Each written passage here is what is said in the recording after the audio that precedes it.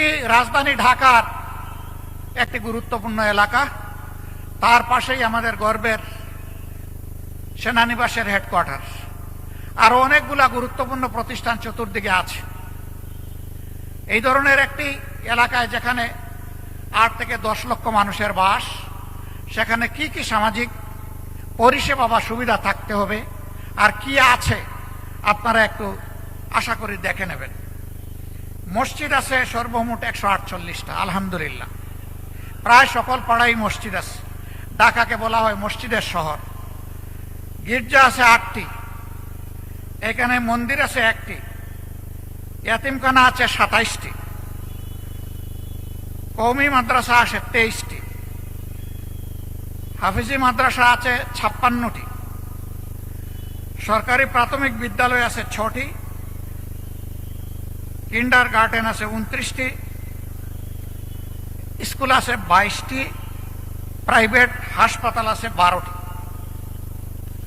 দুঃখের বিষয়, এত বড় এলাকায় একটাও আন্ডার গ্রাজুয়েট কলেজ নাই, একটা মানসম্মত হাসপাতাল নাই, সেটা সরকারি হোক কিংবা বেসরকারি হোক।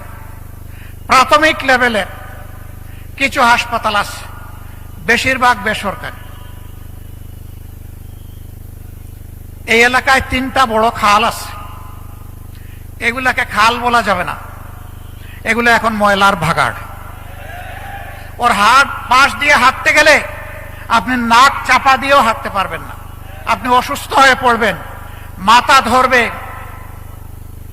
এবং আপনার মাথা ব্যথা শুরু হবে। এর সাথেই পাল্লা দিয়ে বসবাস করছে অসংখ্য মানুষ। ড্রেনগুলা একেবারেই অপরিচ্ছন্ন, মশা মাছির ভাগাড়, প্রজনন কেন্দ্র। রাস্তাগুলা সরু, যা একটু বড় করা হয়েছে রাস্তার মাঝখানে একটা লাইট পোস্ট। এটা দেখার কেউ নাই, সরানোর কোনো প্রয়োজন নাই। ভাঙা রাস্তা, বাচ্চারা স্কুলে যাওয়ার সময় 3বার হুমড়ি খেয়ে পড়ে, তার সাথে হাতে ধরা মা পড়ে যায়। সন্ত্রাস, মাদক এই এলাকায় দীর্ঘদিন ক্ষতিগ্রস্ত করেছে। আমরা তার নিখুঁত চিত্র তুলে আনার চেষ্টা করছি। মহান রব্বুল ইজ্জতের ইচ্ছায় আপনাদের ভালোবাসা, সমর্থন এবং ভোটে যদি বাংলাদেশ জামাতে ইসলামী এখানে বিজয় লাভ করে, আমরা কথা দিচ্ছি এই অভিযোগগুলা নিয়ে বাসায় গ্যাস সাপ্লাই নাই, সারাদিন মহিলারা তাকিয়ে থাকেন কখন গ্যাস আসবে আর হাড্ডি পাশন বসাবেন। আমরা আপনাদেরকে কথা দিচ্ছি, আপনাদেরকে সাথে নিয়ে আপনাদের পাশে দাঁড়িয়ে ইনশাল্লাহ এই সমস্ত সমস্যার সমাধান আমরা করব। যেটা পারবো না, কেন পারছি না, যেটা দেরি হচ্ছে, কেন দেরি হচ্ছে, এটা জানানোর দায়িত্ব আপনাদের, আমাদের, আর জানার অধিকার আপনাদের। আমরা তা আপনাদের সামনে স্পষ্ট করব। এই এলাকার জন্য মানসম্মত হাসপাতাল এবং শিক্ষা প্রতিষ্ঠান ইনশাল্লাহ গড়ে তোলা হবে। মণিপুর হাই স্কুল সারা দেশের মধ্যে শ্রেষ্ঠ হাই স্কুলে পরিণত হয়েছিল। ফেসিবাদের কবলে পড়ে এই হাই স্কুলের কি হয়েছে আপনারা তার সাক্ষী।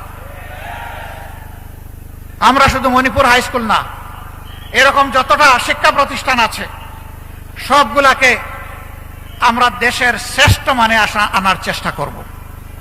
শুধু দেশ নয়, এই শিক্ষা প্রতিষ্ঠানগুলোতে কিভাবে বিশ্বমানের শিক্ষাদান নিশ্চিত করা যায় তার জন্য আমরা সর্বাত্মক চেষ্টা চালাবো ইনশাআল্লাহ। বাকি সমস্যাগুলো আপনাদেরকে সাথে নিয়ে আমরা সমাধান করব।